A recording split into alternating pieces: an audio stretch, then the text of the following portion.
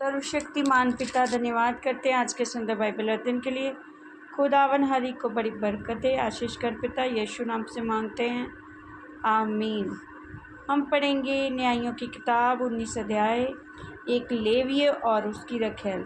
उन दिनों में जब इसराइलियों का कोई राजा ना था, तब एक लेवीय पुरुष एफ्राइम के पहाड़ी देश की परली और परदेसी होकर रहता था, जिसने यहूदा के बैतलम की एक रखैल रख ली थी। उसकी रखैल वे विचार करके यहूदा के बैतलम को अपने पिता के घर चली गई। 4 महीने वहीं रही। तब उसका पति अपने साथ एक सेवक और 2 गधे लेकर चला और उसके यहाँ गया और उसे समझा बुझा कर ले आए। वे उसे अपने पिता के घर ले गई और उस जवान स्त्री का पिता उससे भेंट करके आनंदित हुआ। तब उसके ससुर अर्थात उस स्त्री के पिता ने विनती करके उसे रोक लिया और वह 3 दिन तक उसके पास रहा। इसलिए वे वहाँ खाते पीते टिके रहे। 4थे दिन अब भोर को सवेरे उठे और वे चलने को हुआ। तब स्त्री के पिता ने अपने दामाद से कहा, एक टुकड़ा रोटी खाकर अपना जी ठंडा कर, तब तुम लोग चले जाना। तब उन दोनों ने बैठकर संग संग खाया पिया और स्त्री के पिता ने उस पुरुष से कहा, और एक रात टिके रह और आनंद कर। फिर पुरुष विदा होने को उठा, परंतु उसके ससुर ने विनती करके उसे दबाया, इसलिए उसने फिर उसके यहाँ रात बिताई। 5वें दिन भोर को वह विदा होने के सवेरे उठा, परंतु स्त्री के पिता ने कहा, अपना जी ठंडा कर और तुम दोनों दिन ढलने तक रुके रहो। तब उन दोनों ने रोटी खाई, और जब वह पुरुष अपनी रखैल और सेवक समेत विदा होने को उठा, तब उसके ससुर अर्थात स्त्री के पिता ने उसे देखा और उससे कहा, देख, दिन तो ढल चला है और सांझ होने पर है, इसलिए तुम लोग रात भर टिके रहो। देख, दिन तो डूबने पर है, इसलिए यहीं आनंद करता हुआ रात बिता और सवेरे उठकर अपना मार्ग लेना और अपने डेरे को चले जाना। परंतु उस पुरुष ने उस रात को टिकना ना चाहा, इसलिए वह उठकर विदा हुआ और काठी कसे हुए 2 गधे और अपनी रखैल संग लिए हुए यबूस के सामने तक, जो यरूशलेम कहलाता है, पहुंचा। वे यबूस के पास थे और दिन बहुत ढल गया था। सेवक ने अपने स्वामी से कहा, हम यबूसियों के इस नगर को मुड़कर टिकें। उसके स्वामी ने उससे कहा, हम पराए नगर में जहाँ कोई इसराइली नहीं रहता ना उतरेंगे, गिबा तक बढ़ जाएंगे। फिर उसने अपने सेवक से कहा, हम उधर के स्थानों में से किसी के पास जाएं, हम गिबा या रामा में रात बिताएं और वे आगे की ओर चले।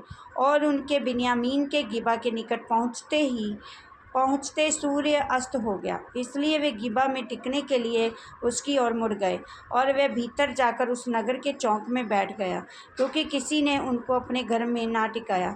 तब एक बूढ़ा अपने खेत के काम को निपटाकर सांझ को चला आया। वे तो एफ्राइम के पहाड़ी देश का था, गिबा में परदेशी होकर रहता था, परंतु उस स्थान के लोग बिन्यामीनी थे।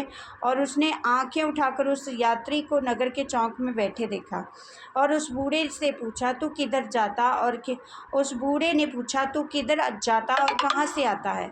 उसने उससे कहा, हम लोग यहूदा के बैतलम में आकर एफ्राइम के पहाड़ी देश की परली ओर जाते हैं। मैं तो वहीं का हूँ और यहूदा के बैतलम तक गया था और अपने घर को जाता हूँ, परंतु कोई मुझे अपने घर में नहीं टिकाता।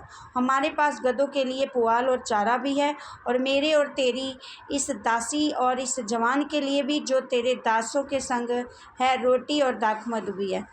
हमें किसी वस्तु की घटी नहीं है। बूढ़े ने कहा, तेरा कल्याण हो, तेरे प्रयोजन की सब वस्तुएं मेरे सिर हों, परंतु रात को चौक में ना बिता। तब वह उसको अपने घर ले चला और गधों को चारा दिया। तब वे पाँव धोकर खाने पीने लगे। वे आनंद कर रहे थे कि नगर के लुच्चों ने घर को घेर लिया और द्वार को खटका कर घर में उस बूढ़े स्वामी से कहने लगे, जो पुरुष तेरे पास आया उसे बाहर ले आ कि हम उससे भोग करें।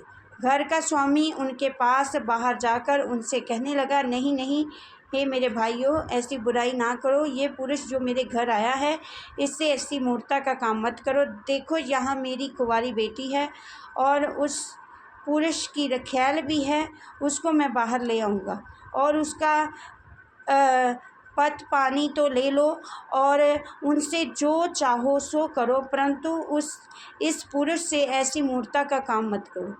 परंतु उन मनुष्यों ने उसकी ना मानी। तब उस पुरुष ने अपनी रखैल को पकड़कर उनके पास बाहर कर दिया और उन्होंने उससे कुकर्म किया। रात भर क्या भोर तक उससे लीला क्रीड़ा करते रहे और पाँव फटते ही उसे छोड़ दिया। तब वह स्त्री पाँव फटते ही जाके उस मनुष्य के घर के द्वार पर, जिसमें उसका पति था, गिर गई और उजाले होने तक वहीं पड़ी रही। सवेरे जब उसका पति उठ घर का द्वार खोल अपना मार्ग लेने को गया तो क्या देखा कि उसकी रखैल घर के द्वार के पास टेड़ी पर हाथ फैलाए हुए पड़ी है। उसने उससे कहा, उठ हम चलें। तब कोई उत्तर ना मिला। तब वह उसको गदहे पर लादकर अपने स्थान को गया। जब वह अपने घर पहुंचा तब छुरी से रखैल को अंग अंग अलग करके काटा और उसे 12 टुकड़े करके इस्राएल के देश में भेज दिया। जितनों ने उसे देखा वे आपस में कहने लगे, इस्राएलियों के मिस्र देश से चले आने के समय से लेकर आज तक के दिन तक ऐसा कुछ कभी नहीं हुआ और ना देखा गया। अतः इस पर सोचकर सम्मति करो और बताओ। इस वचन के द्वारा पर ब्लेस करेंगे। आमीन। सबको जय मसीह।